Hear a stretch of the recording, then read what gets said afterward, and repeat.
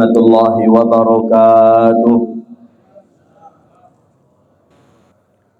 Alhamdulillahilladzi nahmaduhu wa nasta'inuhu wa nastaghfiruh wa na'udzu billahi min shururi anfusina wa min sayyiati a'malina. Man yahdihillahu fala mudilla lahu wa man yudlil fala hadiya lahu.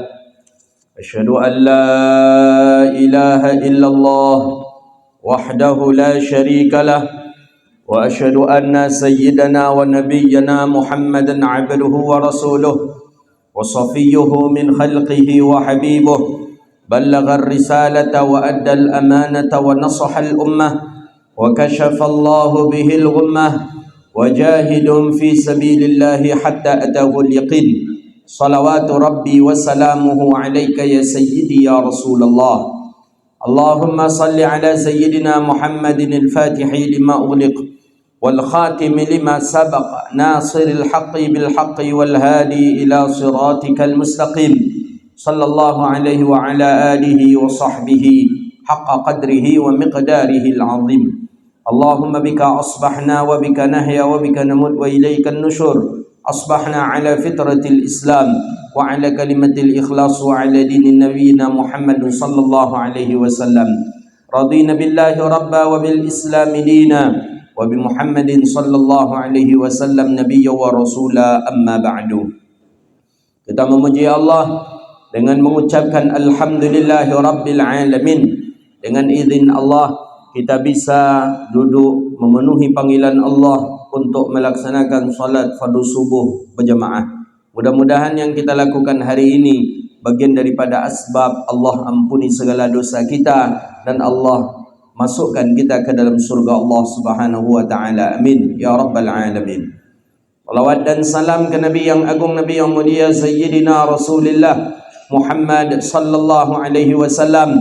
Allahumma salli wa sallim ala Sayyidina Muhammadin wa ala alihi wa sahbihi ajma'in. Salawatu rabbi wa salamuhu alayka ya sayyidi wa ya habibi ya Rasulullah. Bapak Ibu hadirin yang dirahmati Allah Subhanahu wa taala. Kita lanjutkan kajian kita kitab Riyadhus Shalihin min kalami Sayyidil Mursalin lil Imam Muhyiddin Syaraf Zakaria An-Nawawi rahimahullahu taala. Hadis wa an Aisyah radhiyallahu anha. Ini hadis riwayat Sayyidatuna Aisyah. Hadis sebelumnya hadis yang diriwayatkan oleh sahabat Nabi sallallahu alaihi wasallam yang bernama Abu Kabsyah. Kemarin kita meriwayatkan hadis daripada Abu Kabsyah. Abu Kabsyah sahabat Nabi sallallahu alaihi wasallam.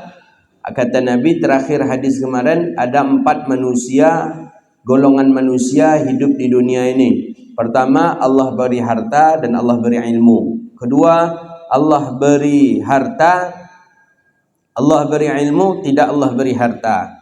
Yang ketiga, Allah beri harta, tidak Allah beri ilmu. Keempat, tidak Allah beri harta dan tidak Allah beri ilmu. Tapi kedudukan yang paling mulia itu adalah Allah beri dia harta, kemudian Allah beri pula dia ilmu. Kalau tidak, di bawahnya Allah beri dia ilmu dan tidak Allah beri dia harta. Sehingga tahu dia cara memanfaatkan harta, tahu dia cara menghitung zakatnya ketika sampai nisab dan haulnya, tahu dia hartanya ini milik siapa saja, bukan milik dia, dan lain sebagainya. Maka butuh ilmu dan butuh juga harta. Ada harta, ada ilmu, itu lebih baik. Tapi tak ada harta tapi ada ilmu juga baik. Tapi ketika ada harta tidak ada ilmu, nah di sanalah baru bermasalah, kata Nabi sallallahu alaihi wasallam. Dia kaya tapi tak pandai memanfaatkan hartanya. Dia kaya tak tahu untuk siapa saja hartanya. Dia kaya tapi tak tahu apakah sudah sampai nisab zakatnya atau belum, sudah sampai haulkah atau belum, dan dia tidak mengetahuinya. Maka ada harta orang jahil tapi Allah beri harta, nah itu yang tidak baik, kata Nabi kita sallallahu alaihi wasallam. Hadis hari ini wa an Aisyah radhiyallahu anha. Ini dari Sayyidah Aisyah radhiyallahu anha. Anha, beliau seorang perempuan yang mulia, ya. Perempuan yang mulia memang Sayyidatuna Aisyah ni iffah. Iffah ni memang terjaga dari kecilnya. Ada perempuan-perempuan yang dia dari kecilnya sudah tidak terjaga lagi. Ya, ketika kecilnya pergaulannya pergaulan tak bagus, perkataannya perkataan tak bagus, dan bahkan sampai sudah melakukan perbuatan yang tak bagus. Apalagi dulu di zaman jahiliyah. Zaman jahiliyah, zaman yang tidak ada hukum, zaman yang tidak ada syariat, zaman tidak ada akidah, yang halal semuanya, yang haram tu halal seperti itu. Nah, bayangkan tidak ada yang haram tu halal gitu. Dengan zinanya, mencurinya, ribanya, dan lain sebagainya. Tapi Sayyidatuna Aisyah dari kecil sudah Allah jaga. Dari kecil sudah Allah jaga sampai menikah dengan Sayyidina Rasulullah sallallahu alaihi wasallam dan bahkan sampai meninggal dunia. Banyak hadis-hadis al-ifk, hadis-hadis tuduhan fitnah kepada Sayyidatuna Aisyah, langsung ayat Allah yang membela Sayyidatuna Aisyah radhiyallahu taala anha. Beliau dua kakak beradik, yang satu mak. Yang satu mak, dua kakak beradik. Beliau dengan Abdurrahman. Beliau Sayyidatuna Aisyah, ibu beliau namanya Zainab. Jadi ketika Zainab ini menikah dengan namanya suaminya sebelum Abu Bakar tu Haris kalau tak salah. Kemudian setelah itu menikah dengan Abu Bakar, lahirlah dua orang anak, Sayyidatuna Aisyah satu, Abdurrahman satu. Kalau Asma lain ibu, memang satu ayah, anak daripada Abu Bakar As-Siddiq radhiyallahu taala. Jadi Sayyidatuna Aisyah lahir beliau 9 tahun sebelum Hijriyah. Hijrahnya Nabi kita sallallahu alaihi wasallam. Jadi ketika Nabi hijrah usia beliau 10 tahun.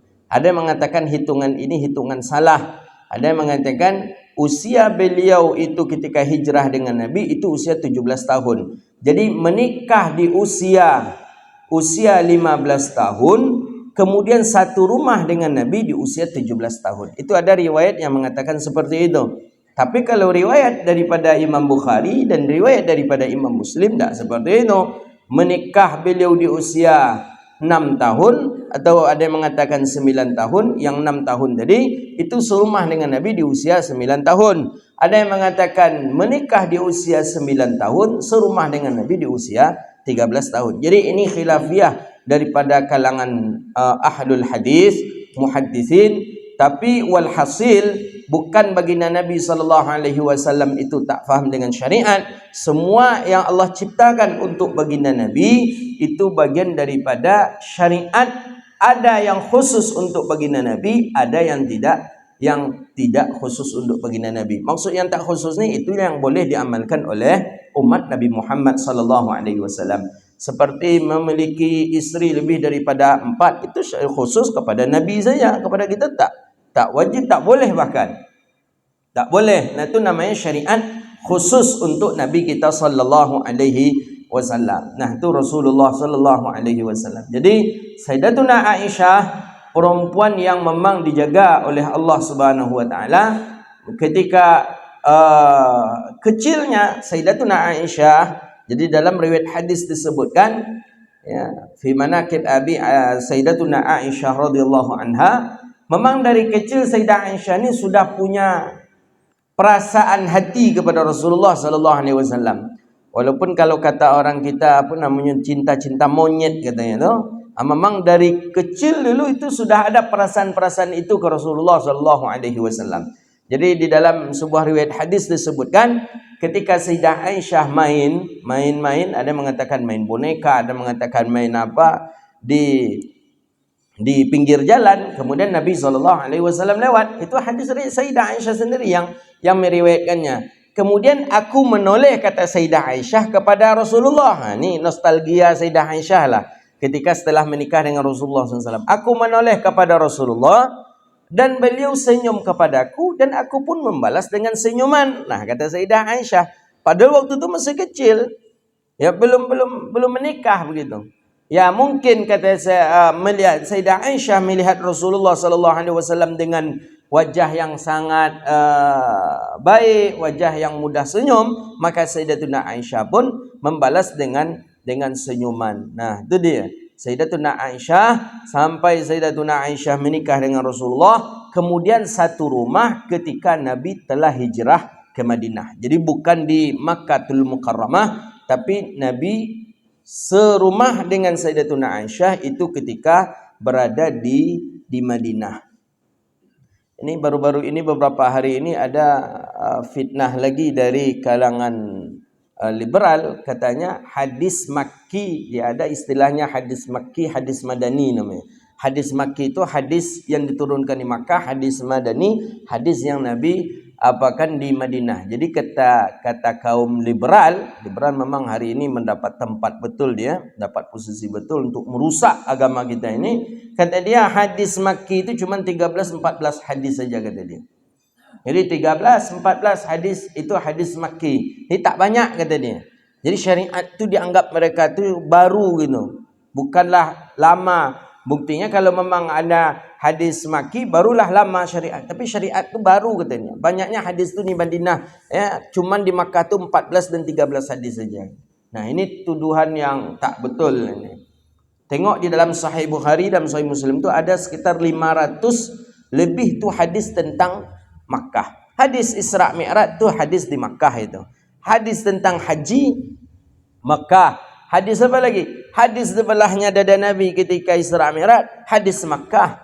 Banyak hadis-hadis Makkah. Nabi SAW ketika Nabi dilahirkan, hadis itu hadis Makkah. Posisi Nabi tawaf, sa'i dan lain sebagainya, hadis Makkah. Maka oleh karena itu, ya, tapi kalau banyak lagi riwayat hadis di Madinah dibandingkan dengan riwayat hadis Makkah, ya betul. Tapi bukan berarti cuma 14 saja hadis riwayat daripada ahlul Makkah.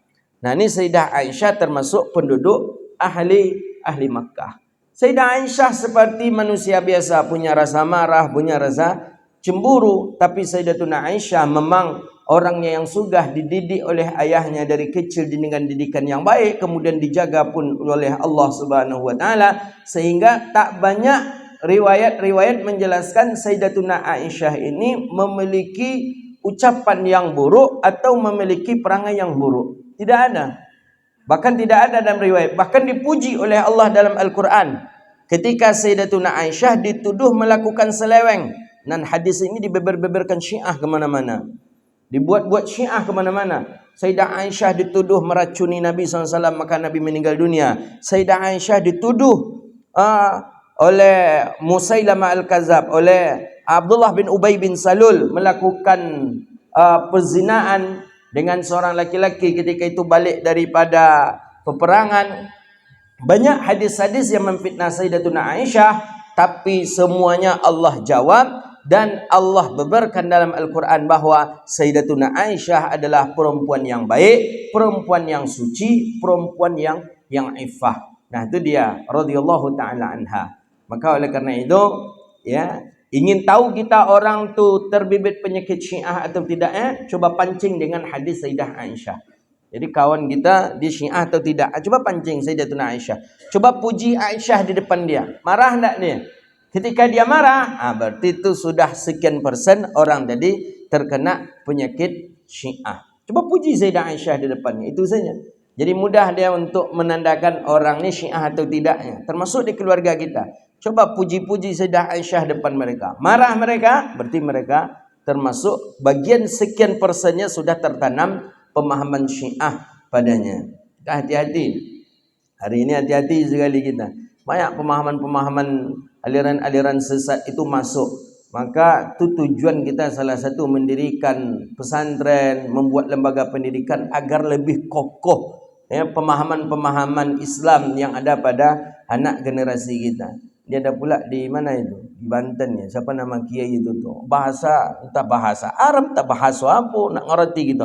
Makali-makali nak hitung berapa banyak makali kita, makali itu diagung-agungkan, dan bahkan kabarnya itu mau diundang itu pada hari Pancasila ini untuk membahas tentang negara. Nah, yang iya aja macam tidak ada orang hebat di Indonesia ini. Banyak orang-orang hebat, ulama-ulama hebat banyak, yang rabbaniyin banyak. Maka oleh karena itu ya, dan itu dibenarkan. Maka mudah di kita di negara kita ini ingin terkenal, cari perbedaan. Ingin terkenal, buat sesuatu yang menyeleneh. Nah, insya-Allah terkenal lah itu. Na'udzubillah.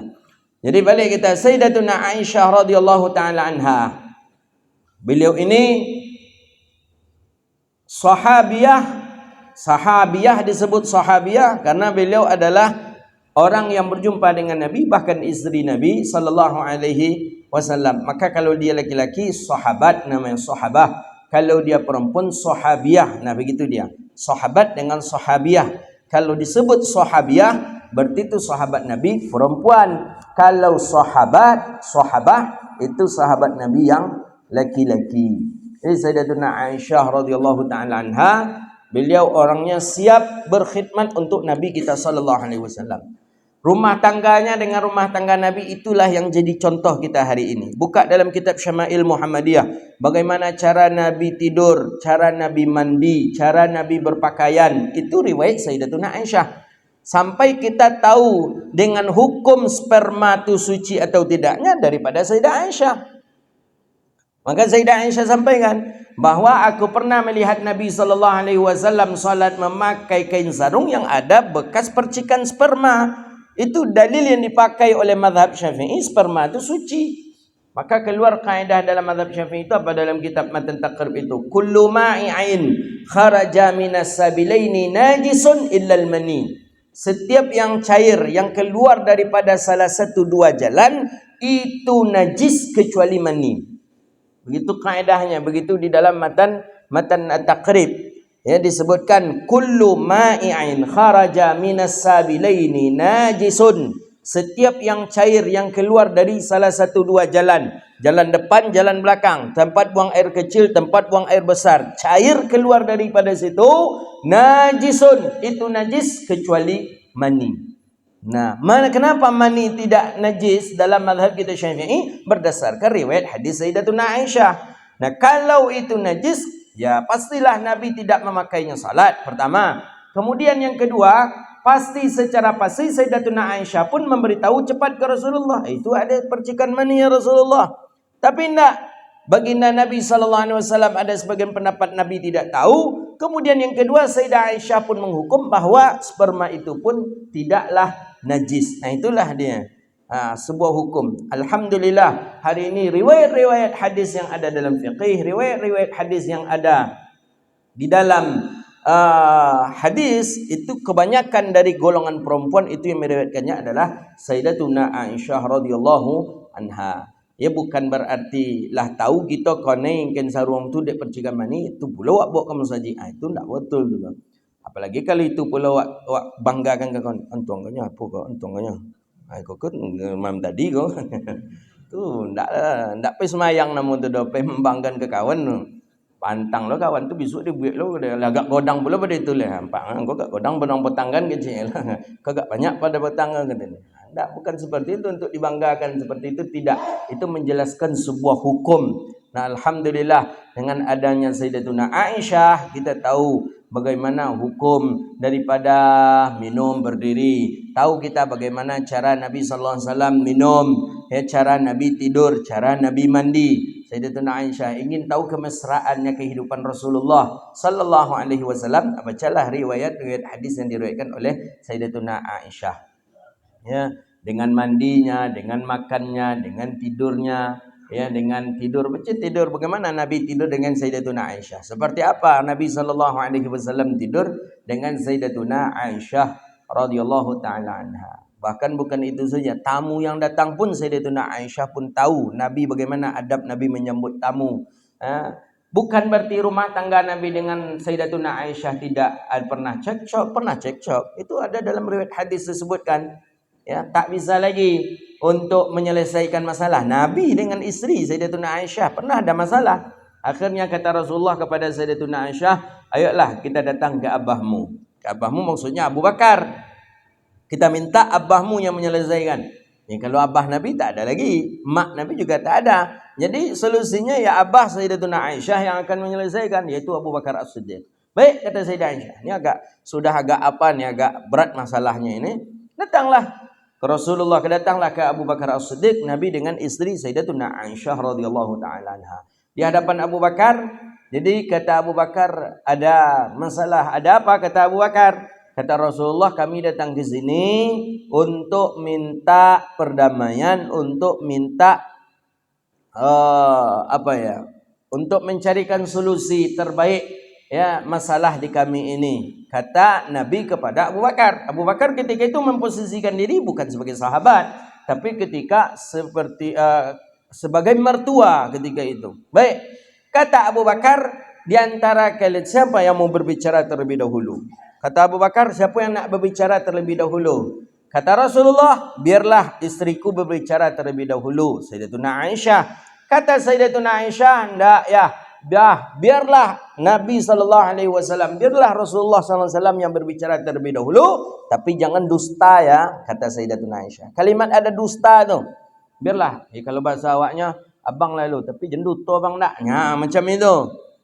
Itu diucapkan oleh Sayyidatuna Aisyah kepada Rasulullah di hadapan abangnya. Biarlah abang ni dulu, biarlah Rasulullah SAW dulu bah. Tapi jangan bohong ya.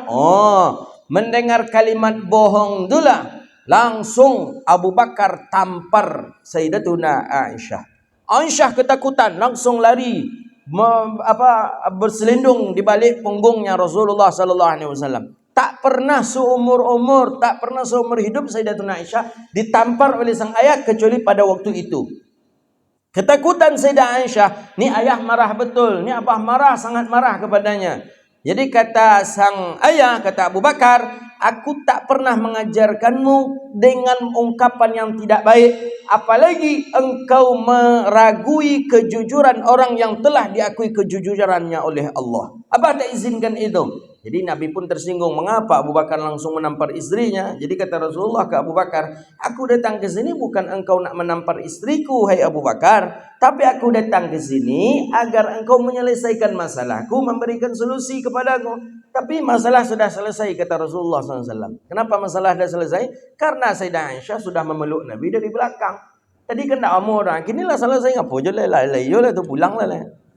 Jadi perlu je ayah-ayah yang tegas tu kadang ngadu-ngadu, takut, isteri takut. Jadi kalau Aisyah takut bukan lari tempat yang lain, bukan masuk ke bilik, ke kamar, enggak, tapi minta perlindungan kepada Rasulullah sallallahu alaihi wasallam. Jadi kalau ada orang bilang rumah tangga Nabi biasa-biasa saja, enggak, rumah tangga Nabi juga ada cekcok. Ya, walaupun seperti itu rumah tangga Rasulullah, tapi tetap Nabi makarimul akhlak. Makarimal akhlak, tetap Nabi SAW qudwatun hasanah, contoh yang terbaik. Bahkan memang Allah Subhanahu wa taala itu sudah menskenariokan Nabi Muhammad SAW itu melakukan suatu yang seperti tadi. Ada salahnya. Buktinya Buktinya di dalam salat. Nabi SAW lupa jumlah bilangan rakaat salat. Datang selihadannya Rasulullah, salat kita ni 2 atau 3 ya Rasulullah. Itu kan Nabi lupa. Kemudian baru Nabi ingatkan balik sahabat. Kemudian Nabi SAW juga Nabi sifatnya seperti sifat a'rad basyariah, seperti kita ada sakit, kemudian Nabi juga makan, sama seperti sifatnya manusia. Makanya Nabi SAW itu diciptakan bukan dari golongan jin, bukan juga dari golongan malaikat, tidak. Tapi Nabi SAW basyarun, kan sudah disebutkan yuha ilai, basyarun, seorang basyar seperti kita manusia. Tapi memang tentu kemuliaan itu ada, itu bagian daripada mukjizatihi, daripada mukjizat Nabi kita sallallahu alaihi wasallam. Nah, begitu dia. Jadi kehidupan Nabi ada, bahkan Nabi bercerai juga, kehidupan Rasulullah SAW. Bahkan Nabi SAW pun tertidur. Itu kan skenario Allah sebenarnya itu. Bukannya Nabi lalai daripada Allah, hendak. Nabi mana lalai daripada Allah Subhanahu wa ta'ala. Nabi selalu mengingat Allah Subhanahu wa ta'ala. Tapi memang Allah desain, Allah skenariokan agar Nabi ini salah. Untuk apa? Untuk mengajarkan kepada kita, umat Nabi Muhammad SAW, kalau salah macam mana? Nabi tertidur. Jadi kata Sayyidina Bilal, kata Nabi ke Sayyidina Bilal, ni balik dari peperangan ini, istirahat dulu bil wadiyah, sebuah lembah. Nabi kalau dilanjutkan tak tahan lagi karena sudah larut malam, mata sahabat pun mengantuk. Kata Rasulullah, dah kita istirahat di sini saja, kata Rasulullah. Nabi katakan ke Bilal, berjaga ya Bilal.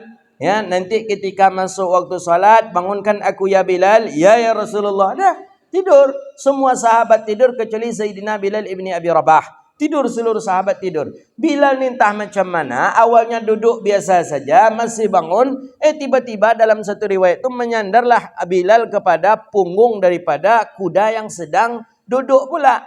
Kuda yang sedang tidur, kuda yang sedang duduk, menyandarlah. Jadi menyandar ke punggung binatang tu empuk pula. Akhirnya terlewat. Tertidur semua ya, termasuk dengan Sayyidina Rasulullah SAW. Itu kan Allah yang menskenariokan itu. Kapan bangunnya? Bangunnya itu ketika terik matahari. Matahari sudah mulai panas. Matahari sudah mulai panas di sekitar jam 8 kalau kita. Jam 8, jam 9. Dah jauh telatnya waktu itu. Dah jauh sekali telatnya waktu. Kemudian bangunlah. Ya, karena terlampau panas matahari. Baru bangun Rasulullah SAW. Dan menganjurkan kepada sahabat untuk salat. Ya, seperti salatnya daripada salat subuh. Itulah dalil qadha. Qadha salat. Itu dalil yang paling kuat menjelaskan tentang mesti diqadha salat yang tertinggal itu. Jadi Allah Ta'ala yang menskenariokan. Tak bisa dengan taubat-taubat aja. Udah taubatlah nak apa. Kan tololok Allah Maha tahu. Iya betul. Tapi ada syariat yang mengatur. Nah, itulah Nabi kita sallallahu alaihi wasallam. Alhamdulillah kita Islam punya syariat yang diajarkan oleh baginda Nabi kita sallallahu alaihi wasallam. Wa an Aisyah radhiyallahu taala anha. Banyak kalau dibaca riwayat Sayyidah Aisyah ni, panjang riwayat Sayyidah Aisyah ni. Ya, orang yang setia menemani baginda Nabi kita sallallahu alaihi wasallam. Qala, daripada Sayyidatuna Aisyah.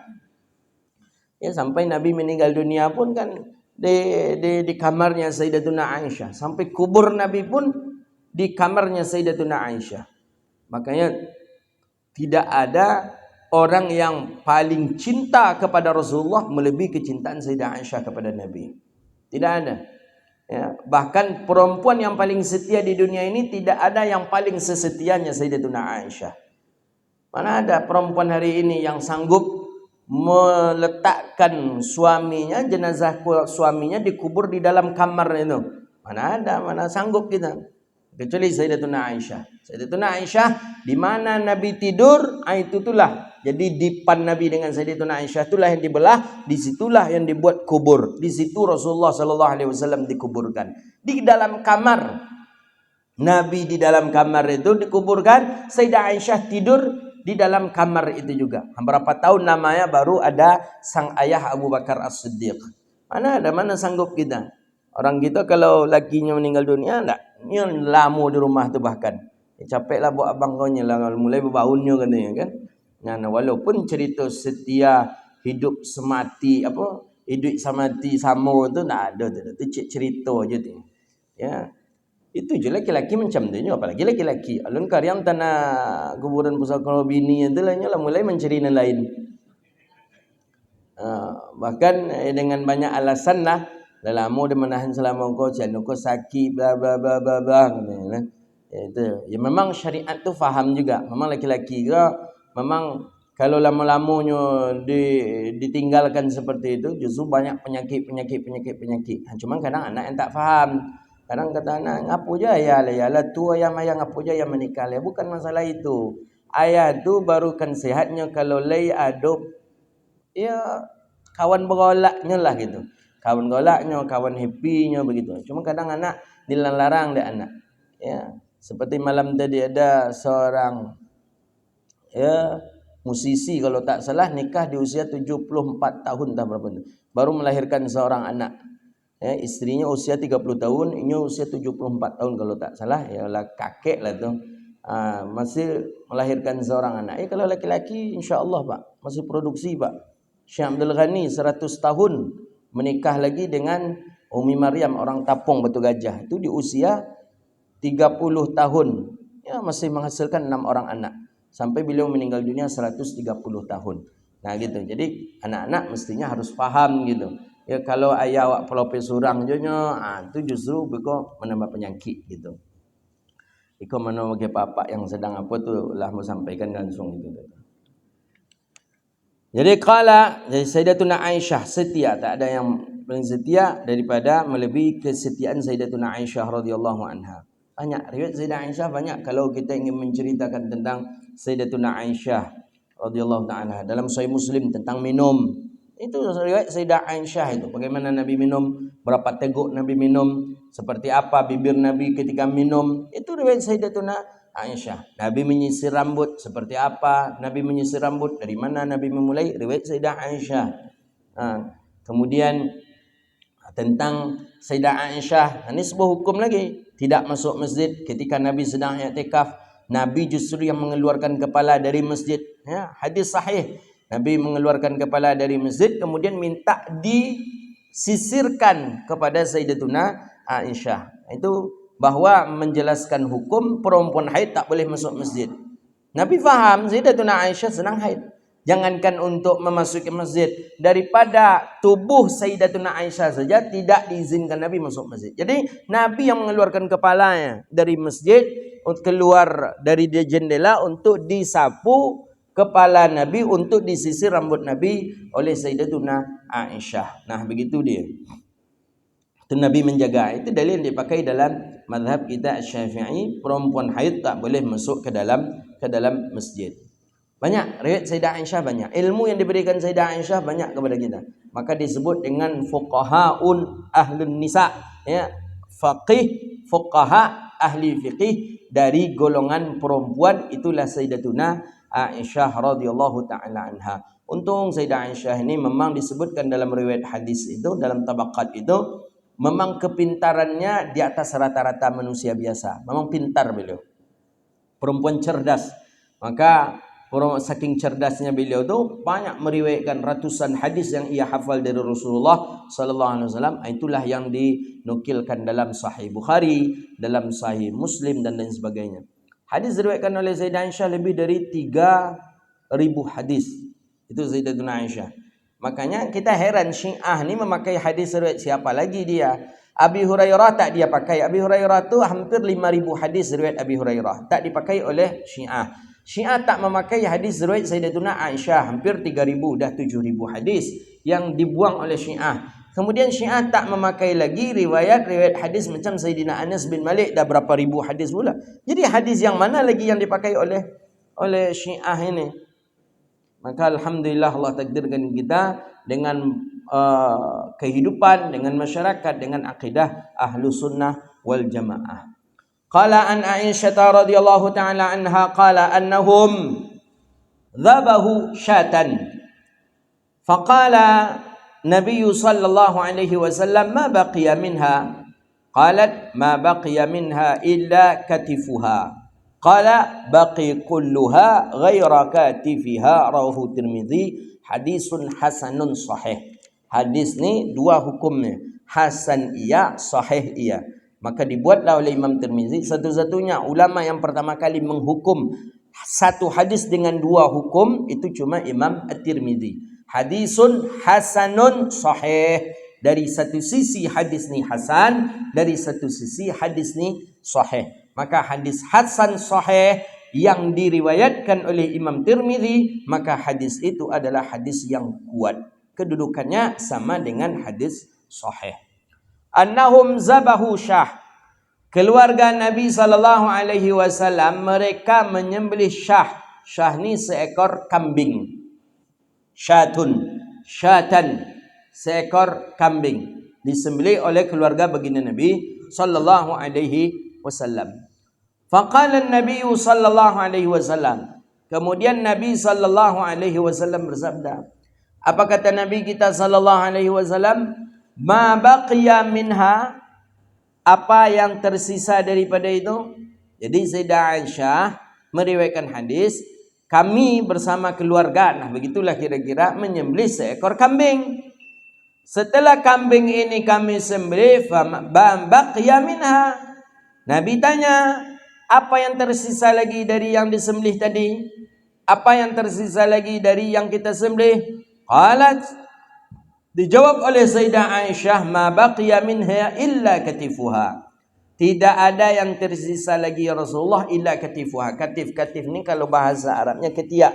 Tapi kalau kepada hewan rusuklah begitu, tulang rusuknya. Tak ada yang tinggal lagi kecuali bagian rusuknya saja ya Rasulullah, tulang rusuk tadi. Faqala, apa kata Nabi sallallahu alaihi wasallam? Baqiya kulluha ghaira katifiha. Kekal, tinggal keseluruhannya kecuali katifuha, kecuali tulang rusuknya. Apa maksud hadis ni? Maksud hadis ni pertama bahawa sahabat baginda Nabi, keluarga baginda Nabi itu menyembelih binatang ternak. Itu salah satu syariat Nabi kita sallallahu alaihi wasallam. Binatang ternak disembelih, bukan jadi sembahan. Nah, itu alhamdulillah. Kita dalam pandangan kita umat muslim, binatang ternak itu bukan untuk sembahan, tapi untuk disembelih. Maksudnya untuk dimakan, halal dagingnya. Susah juga kita kalau ada orang yang tak makan daging ini. Ya, saya malam tadi balik dari Bandung kemarin ke Jakarta itu satu pesawat dengan ada salah seorang ya non muslim lah, pasti non muslim. Dia tak pakai jilbab, keluarganya begitu juga. Ketika dihidangkan makanan, pesawat Garuda itu kan ada makanan. Jadi dihidangkan makanan, ya yang ada cuma daging sapi. Jadi ditanya, enggak ada, kami tak makan sapi kata dia. Jadi karena memang tak ada daging yang lain, dijawab oleh pramugari, mohon maaf kita cuma yang adanya daging sapi. Mestinya harus ada daging yang lain kata dia. Jadi mestinya harus ada daging yang lain karena kami tak makan sapi nih. Kami kalau selain sapi kami makan kata dia. Ya memang agama non muslim lah begitu. Dan cuman itu saja yang menolak, yang lain depan belakang menerima, dan alhamdulillah enak ketika itu. Nah, itu seorang muslim Allah takdirkan kita binatang ternak itu dimakan, zabah. Ini dalil nih. Jadi Nabi SAW tidak ada satupun riwayat hadis Nabi memuliakan kepada hewan binatang ternak, tidak ada. Disembelih, ya binatang ternak disembelih, ya yang disembelih itu ya dengan sapinya, dengan kambingnya, dengan ontanya. Kemudian dalil ini juga menunjukkan kepada kita bahwa halal sesuatu yang disembelih. Maka kalimatnya zabahu, bukan qatalu. Qatalu itu mungkin dengan cara lempar mati dia tu qatalu. Dengan cara ditangkap, dihempaskan dia ke dinding, mati dia tu qatalu bahasa Arab. Ini enggak, ini zabahu. Maka jelas ini. Islam menghalalkan hewan, menghalalkan binatang ternak yang zabahu, yang disembelih. Bukan yang qatalu, yang mati saja. Enggak. Itu Islam. Mulianya. Saya pernah melihat non-muslim lagi. Dia ada makan kera, makan monyet ni ya, non-muslim. Saya pernah lihat. Jadi monyet itu di atas pohon pohon macang yang tinggi yang besar tu, quinin namanya tu. Jadi dilemparnya pakai kayu balok itu dilempar. Pas kena kepala kepala monyet tadi, kera tadi, jatuh tapi masih nak berlari juga, cuman larinya lah oyong-oyong gitulah. Langsung diambilnya dihempaskan ke dinding. Pop, langsung mati. Nah, enggak ada pakai apa-apa, langsung dibakar, dipanggang. Nah, itu qatalu. Islam tidak seperti itu. Ada kambing, lonceng kambing tadi ke dinding, mati dia. Halal dalam Islam? Enggak, haram. Islam punya cara. Halal zabahu. Halal binatang ternak tadi dengan cara zabahu. Bahkan dalam Al-Quran disebutkan fa'ahsinu tazbihah kan? Zabahah. Fa'ahsinu zabah. Maka baguskanlah sembelihannya. Syariat begitu. Tak asal-asal pula menyembelih itu. Baguskan syariat. Baguskan dengan sembelihan. Dengan membaca bismillah. Dengan tidak terlampau lama. Gesekan-gesekannya dengan cepat. Ya, dengan pisau yang tajam. Itu syariat. Zabahu. Nah, ni kedua ni. Maka bukan qatalu dibuat di dalam hadis, tapi zabahu. Apa maksud zabahu? Disembelih dengan cara yang baik, disembelih dengan cara yang ahsan, yang ihsan. Nah, itu dia zabahu. Syah. Dua. Ketiga, hadis ini juga memberikan pelajaran kepada kita bahwa keluarga Nabi SAW itu orangnya pemurah, curah. Setelah disembelihnya kambing, dibagi-bagikannya ke masyarakat tetangga sekitar. Jadi tinggal apa lagi yang tinggal? Cuman tinggal katif. Jadi yang pemurah itu bukannya Rasulullah saja, tapi anak cucu baginda Nabi kita sallallahu alaihi wasallam itu pemurah. Maka disampaikan di dalam hadis Nabi sallallahu alaihi wasallam, ajwa dan nas, yang paling pemurah itu baginda Nabi sallallahu alaihi wasallam. Tapi bukan Nabi saja, istri-istri dan anak-anak Nabi pun pemurah, cucu-cucu Nabi pun pemurah. Bahkan Sayyidina Hasan, baca dalam riwayat hadis, Sayyidina Hasan dalam setiap hari itu mesti mengantarkan air, mengantarkan gandum ke rumah 100 rumah. Yang rumah itu ada janda, miskin, anak yatim, fakir miskin, duafa. Sampai berbekas, ada bekas memar atau bekas apa di pundak daripada Sayyidina Hasan, cucu Rasulullah sallallahu alaihi wasallam. Itu orang taunya ada memar itu ketika beliau sudah meninggal dunia. Ketika nak memandikan jenazah beliau, barulah tahu ada bekas memar. Rupanya setiap hari, kata istri beliau, Sayyidina Hasan ini mengantarkan makanan, mengantarkan air ke rumah-rumah orang-orang fakir miskin yang ada di Madinah. Itu kemuliaan daripada cucunya Rasulullah sallallahu alaihi wasallam. Nah, ini hadis. Maka Nabi katakan, adakah yang tersisa lagi? Ada yang tertinggal lagi? Ada ya Rasulullah, katifuha. Cuman yang ada tinggal rusuknya saja lagi ya Rasulullah sallallahu alaihi wasallam. Faqala, kemudian kata Nabi, baqiya kulluha ghaira katifiha. Kata Rasulullah, tinggal ya, kata Nabi SAW, tinggal kekal keseluruhannya kecuali cuma katifah, selain daripada katifiha. Maksudnya apa? Yang keseluruhannya itulah yang sebenarnya, yang kita sedekahkan, itulah yang ada di akhirat. Itulah nanti yang kita ambil di akhirat, kecuali yang tak kita dapatkan di akhirat nanti tinggal bagian rusuk ni saja lagi. Nah, jadi Nabi SAW memberikan semangat kepada istri, keluarga, anak keseluruhannya, bahwa bukan yang tersisa yang nampak memang bagian daripada tulang rusuk. Tapi pada hakikatnya, kata Rasulullah sallallahu alaihi wasallam, tulang rusuk ini sajalah yang tidak dicatat sebagai pahala. Keseluruhannya itulah yang kekal. Itulah yang masih tertinggal lagi, kata Nabi sallallahu alaihi wasallam. Yang tak tersisa lagi, cuman yang ada di tulang rusuk ini saja. Kenapa? Tulang rusuk ini akan habis, dimakan, dimasak, habis dia. Tapi yang sudah kita sedekahkan itulah yang tersisa. Itulah yang berbekas. Kenapa? Karena itu sudah kita sedekahkan dan kita akan menerimanya nanti di yaumul akhirat. Jadi menurut Sayyidah Aisyah, yang tertinggal cuma tulang rusuk saja. Kata Nabi, nak, justru yang tertinggal itu keseluruhannya. Maksudnya yang keseluruhannya itulah yang tersisa karena sudah sampai di akhirat. Itu yang jelas pahalanya. Nah, ya, itu yang jelas pahalanya. Yang tak tercatat pahala, itulah yang tak tertinggal, itu cuma bagian daripada tulang rusuk. Karena tulang rusuk ini dimasak, habis segala macam, tidak jadi dicatat sebagai sedekah. Jadi kalau bisa keseluruhannya. Kalau nak, ambil sedikit. Ini juga sebagai dalil, kata para ulama, bahwa zabahu di sini ada juga yang mengatakan ay taqarruban ilallah. Ini bagian daripada udhiyah kurban. Makanya Nabi sallallahu alaihi wasallam menganjurkan kepada siapa saja yang melaksanakan ibadah kurban, hendaklah ia memakan luqmah atau luqmatani, satu suap atau dua suap daripada hewan sembelihannya. Jadi awak menyembelih hewan kurban, tidak pula elok rasanya kalau awak serahkan saja keseluruhannya untuk orang. Awak sedekahkan saja.